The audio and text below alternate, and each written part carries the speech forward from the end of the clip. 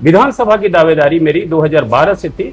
12, 17 उपचुनाव, 22 सभी में मेरी दावेदारी रही है और ठीक प्रकार से रही है। 27 को लेकर के आप अगर टिकट मांग रहे पार्टी से और पार्टी अगर आप पे भरोसा दिखा देती है तो आप किस विजन के साथ देवरिया में? मेरी प्राथमिकता ये रहेगी कि जो विकास भी हो तो अस्थायी विकास हो जी। बहुत बार होता है कि सड़कें बनती हैं 6 महीने साल भर में टूट जाती हैं, 2 साल में। जगह जो लोग बताते हैं कि ये सड़क टूटी है, ये सड़कें टूटी हैं। देवरिया में जो सांसद हैं वो भी शशांक मणि त्रिपाठी, वो भी मणि त्रिपाठी हैं, विधायक वो भी शलभ मणि, अब आप भी दावेदार, आप भी त्रिपाठी हैं। देवरिया थोड़ा एक जातिगत दृष्टि से ब्राह्मण बाहुल्य सीटें मानी जाती हैं, लेकिन मुझे लगता है कि राजनीति में हर जाति से, धर्म से ऊपर उठ के एक सेवा भाव के लिए, एक मानवता के लिए एक राजनीति करनी चाहिए। चंदा चोरी वाला जो मामला है वो बहुत अभी तूल पकड़ते जा रहा है। एक चोरी हुई है जी। और एक लापरवाही हुई। सबसे बड़े राम भक्त माननीय योगी जी की सरकार है, तो इसमें कोई भी अगर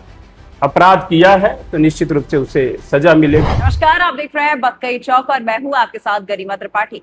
उत्तर प्रदेश का राजनीतिक पारा बहुत ज्यादा हाई है क्योंकि आप और हम सभी जानते हैं कि विधानसभा का जो 2027 का चुनाव है वो बेहद नजदीक है। हर सीट पर उम्मीदवारों ने अपनी गोटियां बिछाना शुरू कर दिया है और इस वक्त हम पूर्वांचल की हॉट सीट में से एक देवरिया में मौजूद है। देवरिया की राजनीति हमेशा से ही बेहद दिलचस्प रही है, लेकिन ये 2027 विधानसभा चुनाव जो है वो बहुत ही रोमांचक माना जा रहा है। इस वक्त हमारे साथ जो शख्स मौजूद हैं, उन्होंने केजीएमयू, लखनऊ के केजीएमयू यूनिवर्सिटी से पढ़ाई की है, पेशे से वो डॉक्टर है और बीजेपी के वो चिकित्सा प्रकोष्ठक उत्तर प्रदेश के संयोजक है। हमारे साथ अभयमणि त्रिपाठी जी हैं, तो बहुत बहुत स्वागत है आपका बक्कई चौक में। सबसे पहला सवाल तो मेरा आपसे ये होगा कि आप पेशे से डॉक्टर हैं, आपने लखनऊ के केजीएमयू यूनिवर्सिटी से पढ़ाई की है, तो मरीजों की नस पकड़ते पकड़ते राजनीति में एंटर कर लेना, आखिर क्या विचार था इसके पीछे? गरिमा जी, बहुत बहुत धन्यवाद। आपका प्रश्न जो है निश्चित रूप से जो आपका है, मैं कभी राजनीति में या कहीं समाज में जाता हूँ, कोई जन चौपाल लगाता हूँ, तो ये लोगों के मन में भाव रहता है कि इस प्रकार का प्रश्न और लोग भी पूछ देते हैं। तो मैं पढ़ाई लिखाई तो मेरी यहीं गांव से ही हुई है, वहाँ प्राइमरी से ही मैंने पढ़ाई लिखाई की। फिर हम लोग जीआईसी से पढ़े, उसके बाद केजीएमसी में गए, तो पढ़ाई के दरमियान जीआईसी में भी हम लोग कुछ न कुछ सामाजिक गतिविधियां करते रहते थे। जब केजीएमसी में गए तो वहाँ कभी पल्स पोलियो अभियान को लेके कुछ करते रहते थे। उसी बीच में चमोली में एक बार भूकंप आया था। अच्छा। 1958 में, उत्तरकाशी चमोली में 1998 में, तो ये बड़ी संख्या में, हजारों की संख्या में लोग मरे थे। हम उस समय छात्र थे, तो मेरे मन में आया कि हमें भी कुछ करना चाहिए। पेपर में पढ़े, तो फिर हमने अपने जो वहाँ के लोग थे, कुछ छात्र थे, एक सीनियर डॉक्टर थे, उनसे बात की। तो ऐसे 10-11 लोगों की एक टीम हम लोग लेके चमोली गए उस समय। अच्छा। तो चमोली में गए तो वो, हमें यह नहीं पता था कि हम किस प्लेटफार्म पे जा रहे हैं। वहाँ पहुँचे तो पता चला कि वो राष्ट्रीय स्वयंसेवक संघ का प्लेटफार्म था। अच्छा। और फिर वहाँ लगभग 10-12 दिन रह के हम लोगों ने सेवा किया। और ऐसे जगह हम लोग जाते थे जहाँ पे सरकारी डॉक्टर नहीं पहुँच पाते थे, तो वहाँ संघ की जो सेवा भाव था, तो उसको मैंने बड़ा करीबी से देखा। फिर मुझे लगा कि संघ के से जुड़ना चाहिए, सेवा का एक भाव था और संघ के कार्य से जुड़ना चाहिए। फिर संघ और फिर बाद में विद्यार्थी परिषद में मैं प्रांत का सहमंत्री रहा, वहाँ केजीएमसी का इकाई का अध्यक्ष भी रहा। तो ऐसे ही संगठन का कार्य करते रहे। लगभग बाद में नागेंद्र जी हैं एक, वो जब विद्यार्थी परिषद से भाजपा में आए, तो मैं फिर संगठन में चिकित्सा प्रकोष्ठ का प्रदेश मंत्री का दायित्व मुझे 2003 में मिला। और उसके बाद भाजपा में ही कुछ लोग, केसीनाथ जी या कुछ ऐसे लोग थे जिन्होंने कहा कि डॉक्टर साहब, अगर वास्तव में सेवा करना चाहते हैं तो आप जैसे पढ़े लिखे योगी ईमानदार लोगों को राजनीति में आना चाहिए, वो सेवा का एक बड़ा प्लेटफार्म है। तो फिर मैं सेवा के ही उद्देश्य से संघ में गया, विद्यार्थी परिषद में गया, फिर संगठन में गया और संगठन के बाद चुनावी राजनीति में आया। वो सेवा ही एक उद्देश्य है। आप बहुत ही बड़े लेवल पर आप उत्तर प्रदेश के मतलब चिकित्सा विभाग को आप संभाल रहे हैं, तो अब 2027 को लेकर के बीजेपी का क्या विजन है मेडिकल को लेकर के? हॉस्पिटल्स को लेकर के? क्योंकि ये तो पता है कि बीजेपी ने बहुत सारा डेवलपमेंट का काम किया है मेडिकल के क्षेत्र में भी, लेकिन 2027 का विजन क्या है? देखिए, अगर हम बात करें बीजेपी, अब जैसे है कि प्रत्येक डिस्ट्रिक्ट्स में मेडिकल कॉलेज खुल गए हैं। जी। पहले 2017 तक एक संख्या 17 थी, अभी वर्तमान में यह संख्या 45 हो गई है, कुछ और बढ़ने वाली है। जो WHO का एक बड़ा क्राइटेरिया, उसी मानक पे स्वास्थ्य विभाग काम करता है। WHO में होता है कि 1 से लेके 1000 मरीज पे एक डॉक्टर होना चाहिए जी। 1000 जनसंख्या पे। अब वह संख्या हम लोगों ने 811 पे एक डॉक्टर है, हम मानक पे अगर बात करें। और जो मेडिकल कॉलेज खुले हैं तो धीरे धीरे, जैसे KGMC भी कभी खुला था, गोरखपुर BRD मेडिकल कॉलेज भी खुला था, खुलते ही वो BRD हो गया, खुलते ही एम्स हो गया, ऐसा नहीं होता है। जी जी। खुलने के बाद कोई भी पौधा लगाया जाता है तो पौधे को पहले खाद पानी देके जब वो वृक्ष हो जाता है तब वो फल देता है। तो उसी तरह देवरिया में या कुशीनगर में ऐसे जो नए मेडिकल कॉलेज खुले हैं, अभी वो थोड़ा इनिशियल फेज है, लेकिन निश्चित रूप से एक समय आएगा कि वह मेडिकल कॉलेज जो KGMC में काम हो रहा है, उस प्रकार का कार्य मेडिकल कॉलेज में भी यहाँ होगा। उस पे जरूर सरकार का और हम लोगों का भी फोकस है। दूसरा एक चीज बताएं कि 3 प्रकार का वो होता है, केयर होता है, एक प्राइमरी, सेकेंडरी और टर्सरी। हमारे वहाँ PHC जो होती है, प्राइमरी हेल्थ सेंटर, तो वो प्राइमरी सेंटर है, और कम्युनिटी हेल्थ सेंटर जो होता है वो सेकेंडरी है, और डिस्ट्रिक्ट हॉस्पिटल। उसके बाद रेफरल सेंटर जो होता है वो SCPGI KGMC जैसे जो सेंटर होते हैं। तो हमारा प्रयास ये रहेगा है कि सरकार भी जैसे सब जगह दवाइयों की उपलब्धता, वहाँ का इंफ्रास्ट्रक्चर की उपलब्धता, वहाँ की जो पैथोलॉजी है, इन्वेस्टिगेशंस हैं, अभी हमारी बात होती है तो सेम डे इन्वेस्टिगेशंस की रिपोर्ट्स आ जाती हैं। तो इन सब चीज़ों पे सरकार कार्य कर रही है कि हमें जो भी मैक्सिमम जो रिफर होते हैं वो रिफर ना करना पड़े, उनका इलाज यहीं पे इन्वेस्टिगेशंस के साथ में, जांच के साथ में यहाँ पे इलाज हो जाए, इस पे काम कर रहे हैं। अबे जी, 2027 में विधानसभा चुनाव है, तो मैं आपसे एक पर्सनल क्वेश्चन पूछूंगी कि आपको विधानसभा की तरफ रुख करना है या लोकसभा? नहीं, मेरा देखिए स्वाभाविक है, मैं शुरू से 2012 से राजनीति में, तो मैं 1998 से हूँ जी। लेकिन 2007 से मैंने तैयारी की थी, और बीच में 2009 की लोकसभा हो, 14 की लोकसभा हो, 19 की लोकसभा हो, वो सभी लोकसभाओं में मैंने जो भी प्रत्याशी, वो आदरणीय जनरल श्री प्रकाश मणि त्रिपाठी जी रहे, कल्लाद जी रहे, रमापत जी रहे, सभी में मैंने सहयोग किया। कभी मैंने टिकट की दावेदारी नहीं की। विधानसभा की दावेदारी मेरी 2012 से थी, 12, 17 उपचुनाव, 22 सभी में मेरी दावेदारी रही है और ठीक प्रकार से रही। 2027 को लेकर के आप अगर टिकट मांग रहे पार्टी से, और पार्टी अगर आप पे भरोसा दिखा देती है, तो आप किस विजन के साथ देवरिया में? देखिए, देवरिया में जो कुछ चीजें हैं जिनको मैं एक तो मैं कुछ चीजों की चर्चा करता हूँ जी। उसमें एक बड़ा, जैसे सड़क की बात होती है, आम आदमी से मिलिए तो जगह जो लोग बताते हैं कि ये सड़क टूटी है, ये सड़कें टूटी हैं, तो मेरी प्राथमिकता ये रहेगी कि जो विकास भी हो तो अस्थायी विकास हो जी। बहुत बार होता है कि सड़कें बनती हैं 6 महीने साल भर में टूट जाती हैं 2 साल में। तो मैं इस प्रकार का कार्य करूंगा, उसको ईमानदारी पूर्वक, निष्ठा पूर्वक, कि वो सड़क बने तो कम से कम 10 साल के लिए सड़क बने। देवरिया में चीनी मिल को भी एक बहुत बड़ा मुद्दा है, चीनी मिल का। देखिए, चीनी मिल वो मुद्दा निश्चित रूप से है। हम लोग तो जब पढ़ते थे तो ये होता था कि भाई सब सर्वाधिक चीनी मिलें अगर पूरे प्रदेश में है कहीं तो देवरिया में, जब कुशीनगर देवरिया एक साथ होते थे। जी जी। तो ये तो एक बड़ा मुद्दा है, लेकिन हमारी सहभागिता, हमारी जो प्रतिनिधि के रूप में कहेंगे तो निश्चित रूप से मुद्दा उठाना, उसको जाके बात करना संबंधित लोगों से, लेकिन यह मुझे लगता है कि एक विधायक के स्तर का यह मुद्दा नहीं है। एक प्रदेश सरकार इस पे कार्य करती है, उनकी प्राथमिकता पे आएगा, उस प्राथमिकता पे जाके बात करना वह हम कर सकते हैं जी। लेकिन आवाज तो हमें ही उठानी है। आप अगर हाँ आवाज उठा सकते हैं, आवाज उठाएंगे, निश्चित उठाएंगे, लेकिन यह इसका समाधान जो है वह समाधान माने सरकार के पास है। देवरिया में अब ऐसा बार बार कहा जाता है कि एक ही टाइटल के लोग चलते हैं, मोनोपोली वाले बार बार बात है कि मान लीजिए देवरिया में जो सांसद हैं वो भी शशांक मणि त्रिपाठी, वो भी मणि त्रिपाठी हैं, विधायक वो भी शलभ मणि, अब आप भी दावेदार, आप भी त्रिपाठी हैं। तो ये जो मोनोपोली के इल्जाम लगते हैं, इस पे आप क्या कहेंगे?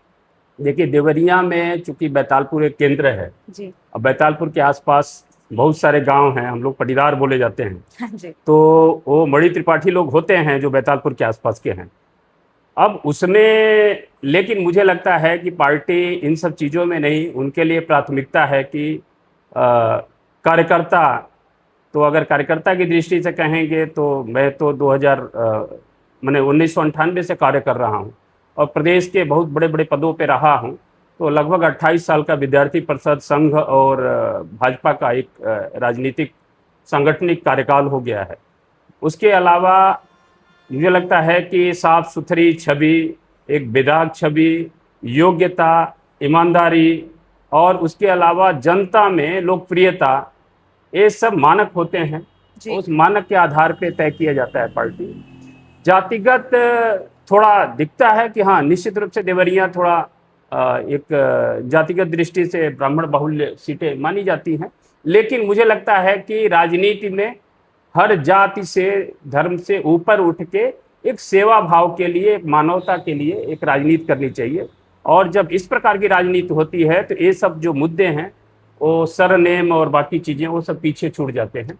जो जनता के मुद्दे हैं उन पे कार्य करना चाहिए। उत्तर प्रदेश की राजनीति को अगर हम देखें तो अभी अयोध्या का वो जो राम मंदिर का चंदा चोरी वाला जो मामला है, वो बहुत अभी तूल पकड़ते जा रहा है। इस पर आप क्या कहेंगे? देखिए, एक तो बताएं, दो चीजें हुई हैं, एक चोरी हुई है जी। और एक लापरवाही हुई जी। तो जिन्होंने चोरी की है वो उनके खिलाफ मुकदमा है और आज वो जेल में है। जिन्होंने लापरवाही की है वो आज एसआईटी की जांच चल रही है। जांच के दायरे में लापरवाही भी अगर आएगी तो निश्चित रूप से उनको कठोर सजा मिलेगी, क्योंकि आप मान के चलिए, ये देश के और विश्व के सबसे बड़े राम भक्त माननीय योगी जी की सरकार है, तो इसमें कोई भी अगर अपराध किया है तो निश्चित रूप से उसे सजा मिलेगी और सरकार उस दृष्टि में कार्य कर रही है।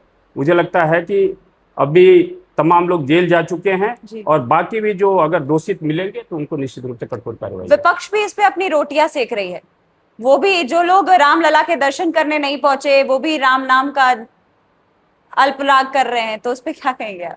देखिए, विपक्ष के लिए हम क्या कहें, वो तो एक होता है कि कोई गिद्ध दृष्टि से वो लोग राजनीति करते हैं, उनको लगता है कि यहाँ पहुँचा जाए।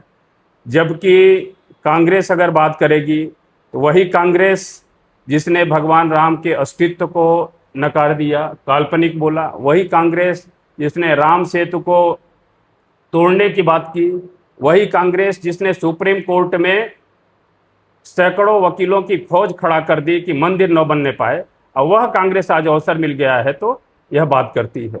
समाजवादी पार्टी की सरकार जिसने कार सेवकों पे अंधाधुंध गोलियां चलवाई, उस समय कहा जाता था कि सरयू का पानी लाल हो गया, वहां की मिट्टी लाल हो गई, और उसके बाद भी आपको अपने उस पे कार्यों पे पश्चाताप न होके, और राम गोपाल जी और बाकी मुलायम सिंह जी ने, इन लोगों ने सदन में जाके कहा कि अगर आवश्यकता पड़ी तो इससे भी ज्यादा हम लोग गोलियां चलवाते और भविष्य में चलवाते कोई परिंदा।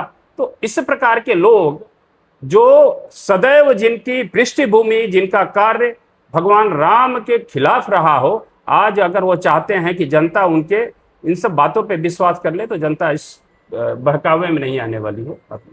आप हमारे दर्शकों को हमारे चैनल के माध्यम से क्या मैसेज देना चाहेंगे? देखिए, मुझे लगता है कि राजनीति में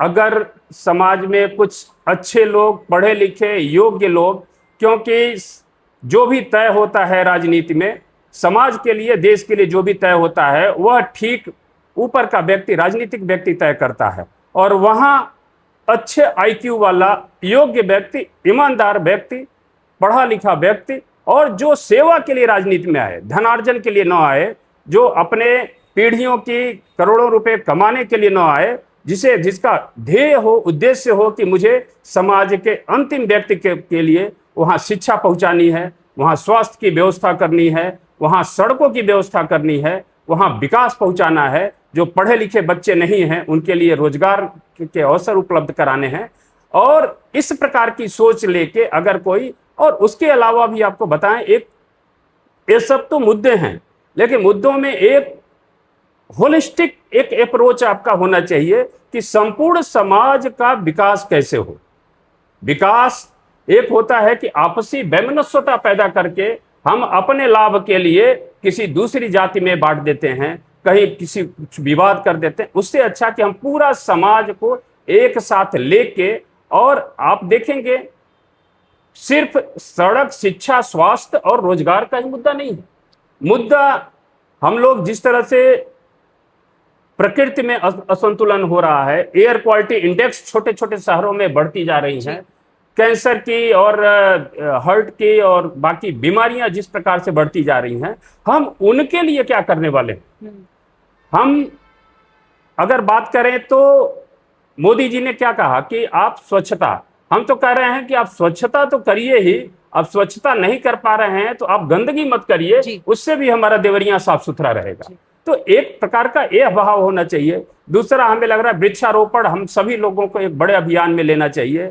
तीसरा, मुझे लगता है कि एक सामाजिक सद्भाव भी लेके चलना चाहिए।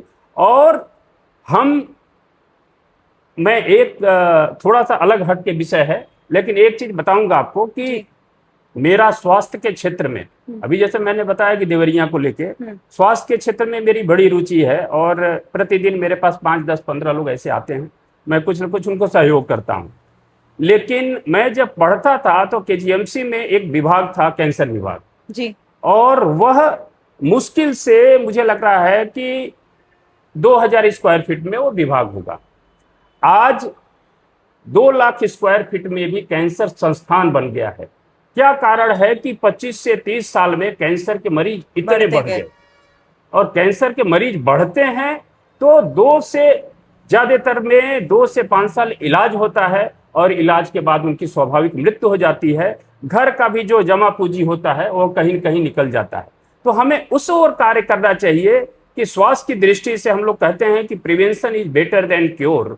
तो हम प्रिवेंट कैसे करें, कैंसर के लिए कैसे जागरूकता अभियान फैलाएं, कैंसर जैसे जैसे हो सकता है उनके लिए। तो हम स्वास्थ्य की दृष्टि से भी, अब एक देवरिया का प्रकरण मैं बताऊं, देवरिया की पॉपुलेशन है 30 लाख। यस। और 30 लाख में अगर 1% मरीज भी गंभीर हो तो 30 लाख का 1% कितना हुआ? 30,000। क्या देवरिया की इतनी क्षमता है कि 30,000 मरीज यहाँ पे भर्ती हो पाएंगे? हमें लगता है पूरा हम मिला लें तो लगभग ये 30,000 नहीं, 3,000, 1%, तो 3,000। और पूरे देवरिया में अगर बात करें तो 500 के आसपास कुल बेड होंगे, 500 से 1000 के बीच में। तो अर्थात सारे मरीज रिफर होके बाहर जाते हैं। तो हमें ऐसा कार्य करना है कि लोग बीमार ही न होने पाए, और बीमार हो तो उनका इलाज भी देवरिया में हो, मिनिमम रिफर करके ऊपर जाएं। तो इस प्रकार की हमें एक संपूर्ण विकास, जो स्वास्थ्य की दृष्टि से भी, जो शिक्षा की दृष्टि से भी, जो संतुलन हो पर्यावरण की दृष्टि से भी। हम ऐसा नहीं है कि कंक्रीट का जंगल ही बनाते जाएं, हम उस विकास तो करें लेकिन उसके साथ साथ में पर्यावरण पे भी काम करें, हम शिक्षा पे भी काम करें। शिक्षा ये ऐसा विषय है कि वही एक ही घर का बेटा अगर नहीं पढ़ पाया तो मजदूरी करेगा तो लगभग 8,000 10,000 कमा पाता है, अब बड़ा काम करता है। और वही व्यक्ति उसी घर का अगर किसी ने पढ़ लिख लिया तो उससे दुगुने तिगुने कम समय में ही। तो हम शिक्षा पे भी कि शिक्षा की अलग जगाएंगे कि लोग पढ़ें, और कहते हैं ना कि पेट काट के भी पढ़ाएंगे। हमें याद है कि आपने 5 साल पहले शायद डीएसएस स्कूल में भी एक शिविर कराया था जी, उसमें क्या कुछ खास था? देखिए, डीएसएस में मेरा ये एक अच्छा प्रयास था। उसमें राज्यपाल श्री रामनाईक जी भी आए थे जी, और एम्स पीजीआई के सभी डॉक्टर्स आए थे। तो हर स्पेशलिटी के डॉक्टर्स, वो न्यूरो के, कार्डियक के, किडनी के, सारी स्पेशलिटी के डॉक्टर्स आए थे। और उस दिन मुझे लगा कि देवरिया कितना बीमार है जी। मैंने लगभग 6500 रजिस्ट्रेशन एक ही दिन में हुए थे, 6500 मरीज देखे गए थे। तो ये आज हम रोटी कपड़ा मकान जो पहले मुद्दा था वो मुद्दा किनारे हो चुका है। आज हर घर का एक बड़ा बजट स्वास्थ्य की दृष्टि से जा रहा है। हर घर में एक कोई ना कोई शुगर का, बीपी का, हार्ट का, किडनी का, कैंसर का, लगभग घरों में कोई न कोई मरीज है। जी। तो हमें उस दृष्टि से काम करना होगा कि लोगों को, अब वो उस तरह के हम लोग स्वास्थ्य मेला करवाए थे और उस प्रकार से भी और बाकी हम लोग कराते रहते हैं, लेकिन मुख्य ध्येय यही है कि लोग बीमार न हो और बीमार हो तो उनका देवरिया में ही इलाज हो। यह हमें इस व्यवस्था पे काम करना होगा। आप चिकित्सक डॉक्टर भी हैं, तो मैं आपसे ये पूछना चाहूंगी कि जो लोग डायबिटिक पेशेंट है जी, उनको कैसे, क्या चीज प्रिकॉशन लेने चाहिए, एक बार मतलब थोड़ा सा स्वास्थ्य से रिलेट कर ले तो। देखिए 1/3 डायबिटीज अगर होता है यस। तो 3 चीज़ों का बड़ा रोल रहता है। 1/3 दवा का होता है, 1/3 आपकी लाइफ स्टाइल का होता है और 1/3 आपका फूडिंग हैबिट, खान पान का होता है। अगर आपने खान पान नहीं सही किया तो फिर दवाइयों का डोज बढ़ता जाएगा। आपने अपनी लाइफ स्टाइल में क्या कहते हैं, वॉकिंग, ब्रिस्क वॉक जो होता है, तेज से चलना, 45 मिनट अगर आप टहलते हैं और योगा करते हैं और उसके अलावा अगर आप खाने पीने पे खास तौर से जो सफ़ेद जो शुगर है, चीनी है, चीनी और चावल, इन सब चीज़ों से परहेज करके, मिठाइयों से परहेज करके, तो अगर खान पान आपका ठीक है, आपकी लाइफ स्टाइल ठीक है और तीसरा दवा है, तो ये 1/3 आपका रहेगा जी। और नहीं तो आप वही जो दवा 100 mg की होगी वो कल को 200 होगी, 500 होगी और एक समय आएगा कि आप इंसुलिन पे जाएंगे और फिर उसके बाद आप कुछ नहीं करने लायक बेसिकली रहेंगे। लोगों को अपनी लाइफस्टाइल को चेंज करना होगा। हाँ, मुख्य है। और मैं तो कहूंगा कि डायबिटीज नहीं, जी। ये लगभग सभी को आज की डेट में, देखिए पहले हम लोग गांव में रहते थे तो गांव की व्यवस्थाएं ऐसी थी कि कोई आदमी हैंडपंप चलाता था, जी। कोई आदमी कुछ घर का ही काम करता था, मेहनत। किसी के गाय बैल होते थे या कुछ ना कुछ काम ऐसा होता था, घर ही साफ करते थे लोग, गाड़ी चलाते थे तो गाड़ी में किक मारते थे। जी। तो टीवी जाना है तो रिमोट से मैंने, तो अब क्या है ना, वो सारी व्यवस्थाएं खत्म करके आपके पास रिमोट है, आप रिमोट लेके सोफे पे बैठ जाते हैं। तो आपकी लाइफ स्टाइल ऐसी खराब हो चुकी है कि फिजिकल वर्क करने के लिए कुछ नहीं है। तो मुझे लगता है कि हर व्यक्ति को अगर अपने डेली रूटीन में वो 8 से 10,000 स्टेप्स प्रतिदिन चलता है तो मुझे लगता है कि भविष्य में ना उसे शुगर होगा, ना ब्लड प्रेशर होगा। खान पान में भी तेल और मसाले और बाकी जो डीप फ्राई बोलते हैं ना, कि जैसे एक होता है कि आपने तवे पे सैंडविच बनाया जी। और एक होता है कि आपने खौलती कढ़ाई में डाल दिया, डाल के उसके बाद जो निकाला तो वो पूरा तेल लेके निकलता है जी। और उसी को जब खाएंगे तो वह बहुत नुकसानदायक चीजें हैं। तो इन सब चीजों को अवॉइड करना चाहिए। थोड़ा लाइफ स्टाइल ठीक है तो निश्चित रूप से एक स्वास्थ्य की दृष्टि से मतलब आप बीमारियों से बचे रहेंगे बहुत बड़ी संख्या में। साइलेंट हार्ट अटैक भी आजकल बहुत देखने को मिलता है। लोग सोते, खबर मिलती है कि लोग आज सोने गए हैं और पता चला कि उठ ही नहीं पाए। देखिए हार्ट अटैक तो अगर बात करें तो वो एक 12 बजे से लेके और 12 क्या 2 बजे से लेके और सुबह का 6 बजे का पीरियड होता है जी। उसमें लगभग। और डायबिटीज अगर होती है तो डायबिटीज में ही साइलेंट हार्ट अटैक ज़्यादा होते हैं। जी। शुगर और बीपी के जो मरीज होते हैं उनको समय समय पे खास तौर से आवश्यकता पड़े तो इको या कभी कभार एंजियोग्राफी वगैरह कोई ऐसा सिम्टम आता है कि आपके लेफ्ट शोल्डर पे और लेफ्ट चेस्ट में अगर पेन ऑन हो रहा है तो अलर्ट हो के थोड़ा काम करना चाहिए। और बाकी इन सब चीज़ों पे अदरवाइज साइलेंट हार्ट अटैक तो शुगर और ख़ासतौर से बीपी के मरीजों को ज़्यादा सावधानी बरतनी। हमने बात काफी आगे तक बढ़ा दी है, तो एक बार आप फिर हमारे दर्शकों को क्या मैसेज देना चाहेंगे एक बार? देखिए मैं एज ए चिकित्सक जो मैंने बात किया है वो बताया है आपको, लेकिन उसके अलावा मुझे लगता है कि समाज के प्रत्येक व्यक्ति खासतौर से देवरिया में हर वो युवा, हर वो प्रौढ़, हर वयस्क और बुजुर्ग सभी की एक जिम्मेदारी है कि हमारा जो देवरिया है, देवरिया का नेतृत्व किस प्रकार के लोग करें, समाज का नेतृत्व किस प्रकार के लोग करें, पढ़े लिखे योग्य ईमानदार इस प्रकार के लोग अगर आएंगे राजनीति में, तो तभी वह देवरिया और देवरिया का एक सुखद भविष्य होगा, जो बुजुर्गों के लिए स्वास्थ्य की दृष्टि से ठीक रहेगा, जो हमारे जैसे लोग हैं, हमारे उम्र के लोग हैं, उनको रोजगार और उनको सड़क और बिजली की दृष्टि से ठीक होगा, और शिक्षा की दृष्टि से जो हमारी आने वाली पीढ़ियां हैं उनको शिक्षा और रोजगार की दृष्टि से। तो हम तीनों पीढ़ियों की चर्चा करें, तीनों पीढ़ियां, लेकिन निश्चित रूप से यह हमें एक नैतिक दायित्व है हमारी कि हम अलर्ट रहें, हम लोकतंत्र में अलर्ट रहें कि हमारी पार्टी अच्छी हो, हमारी मोदी जी की सरकार है, मोदी जी निश्चित रूप से वो विश्व के सर्वाधिक लोकप्रिय नेता हैं।